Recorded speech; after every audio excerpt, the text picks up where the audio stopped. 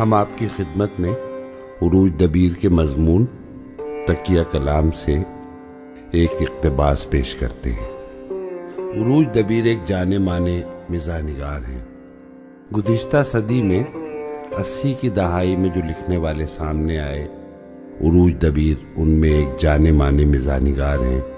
ہم ان کے ایک مشہور مضمون تکیہ کلام سے کچھ اقتباس آپ کی خدمت میں پیش کرتے ہیں۔ ایک قاضی صاحب کا تکیہ کلام بھی بہت عجیب تھا، جس کا استعمال وہ جا بجا کرتے تھے۔ انہوں نے زندگی میں صرف ایک ہی نکاح پڑھایا تھا اور پھر عمر بھر کے لیے معذور ہو گئے۔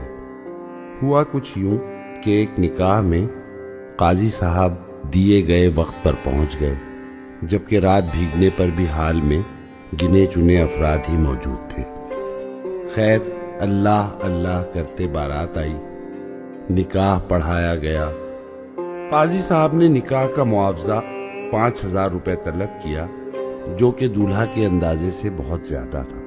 اس بات پر بحث چھڑ گئی۔ قاضی صاحب نے اہل خانہ سے کہا کہ میری فیس ہی اتنی ہے، آپ سے جھوٹ کیوں بولوں گا، جنازے پر بیٹھا ہوں۔